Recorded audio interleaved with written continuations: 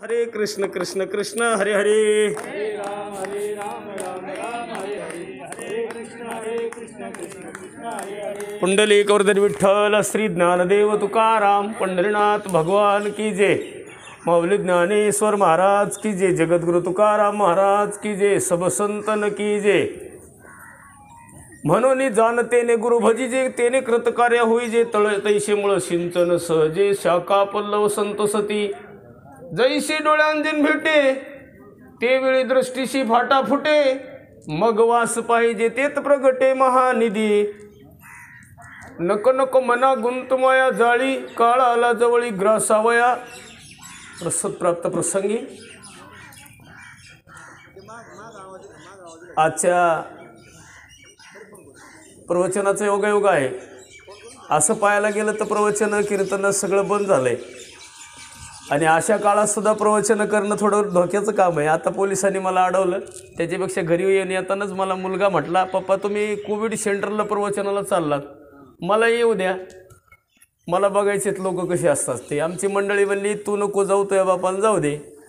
तो म्हणला मला नको म्हणतीन त्यांना का जा म्हणती. म्हणली त्यांचा विमा काढलेला आहे. म्हणजे सध्याच्या काळामध्ये तुम्ही विचार केला ना, हे असे लोक आहे. सध्या आपल्या जीवनामध्ये जर आपलं, आता तुम्ही पहा बरं, तुम्ही म्हणता आमच्यावर लय प्रेम आहे लोकांचं बुवा. खरं सांगा, प्रेम ही आपल्याला कधी कळलं? आत्ता. आपलं कोण आहे? आता ह्याच्यापेक्षा ही जी कमिटी आहे आज म्हणजे सदस्य असतील, हे कोविड सेंटर जे चालू करतात, हे चालू करणारे, चालू ठेवणारे आणि खरे ह्यांचं नाथं नसून ही किती जवळचे आहेत.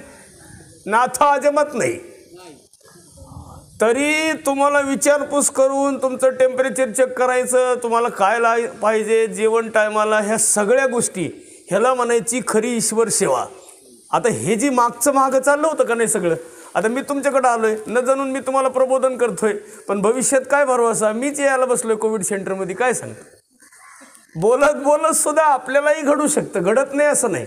पण ज्या दिवशी ती आपल्यावर दिवस येईल तो दिवस आपला नाही. जोपर्यंत आपल्यावर दिवस चांगले तोपर्यंत सगळं जग आपलं आहे. ज्या दिवशी आपलं नाही, शरीर चांगलं नाही, मग कुणी नाही. तुम्ही पहा बरं, तुम्ही जोपर्यंत विचारानं निगेटिव्ह नाही पॉझिटिव्ह आहेत तोपर्यंत तुम्ही शरीरानं निगेटिव्ह राहणार नाही. कळलं का? तुम्ही विचारानं पॉझिटिव्ह झाले की शरीर तुमचं निगेटिव्ह. तुम्ही विचार म्हणजे कोणता? मला काहीच झालं नाही हा विचार आहे. मी कसा आहे, आनंदी. मला फोन आल्यावर मी म्हटलं, आता मी 2-4 ठिकाणी नाही तर आमच्याकडे रोज कोविड सेंटरला भजन असतं. ते भजनेचं बी असं झालं कुठं ना, हे माईक त्याला ते माईक त्याला. मी म्हणलं हे जजमेंट लागायचं नाही, सगळ्याचंच लागन. त्याच्यापेक्षा मी म्हटलं यांना माईक लांब ठेवायचा, भजन करायचं तर नीट करायचं नाही तर आम्ही रोज करत असतो. आमच्याकडे कोविड सेंटर आहे निमगावला. 100-150 लोक होते, आता 40-45 वर आलेत, आता कमी झालेत. वरचीवर माणसं कमी होत चालेत. इथं प्रवचन करण्यात आनंद नाही आहे. आनंद आहे का? नाही आहे. इथले माणसं लवकरात लवकर घरी कधी जातील आणि कोविड सेंटर कवा लवकर बंद होईल ही आमची इच्छा आहे. कारण हे बंद पडलं पाहिजे. कोणपर्यंत चालवायचं? तुम्ही पहा बरं, सगळ्या लोकांना असं वाटत होतं की आता हे बंद होणार नाही कधी. तुम्ही पाहिलं ना, आळंदीची वारी बंदच नाही होणार असं सगळ्यांना वाटलं. झाली का नाही? सगळ्यांना भ्रम होता. म्हणजे राम जन्माला आले पण रावण माराय, कृष्ण जन्माला आलं पण कंस माराय, भक्त प्रल्हाद जन्माला आलं हिरण्यकशिपू मारायला. हे जी सांगड जन्माला आली, ज्ञानोबाराय जन्माला आले ज्ञान कळायला, तुकोबाराय जन्माला आले मोक्ष मिळवायला, आणि कोरोना आला फक्त माणसातला माणूस कळायला. हे माणसं आपले आहे का हे कळायला आलंय. सब पैसे के भाई. तुम्ही पहा बरं, डॉक्टरला लोक देव म्हणतात. आजही तुमच्याकडे चेक करायला येत असतील डॉक्टर, येत ना, सकाळ संध्याकाळी येतात. त्यांची ड्युटी आहे फक्त तोंडाला स्कार्प बांधून बाई टेम्परेचर चेक करते मॅडम. म्हणजे किती कमाल आहे. हे देवदूत आहेत. आता यांना लोक देव मानत असतील. आपल्याला आपण निगेटिव्ह निघलो म्हणजे आपल्याला ते ईश्वर आहेत. पण ज्यांना भरपूर 4 लाख रुपये, तुम्ही पाहिलं असेल मागच्या काळात जर कोणी शिकलं तर माणसं म्हणायचे सट शिकलंय. आता जर कोणी शिकलं तर माणसं म्हणते बाजूला सारखा, नाही तर 3.5 लाख जातील.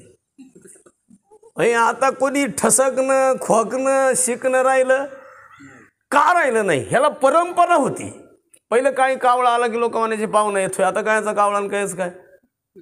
आता राहिलं का काही? ह्याला कारण असते काळानुसार. आपण आता तुम्ही कधीच असं समजायचं नाही, तुम्ही असं नाही विचार करायचा मी इथं आले बाबा. तुम्ही ह्या कोविड सेंटरमध्ये नाही आलात.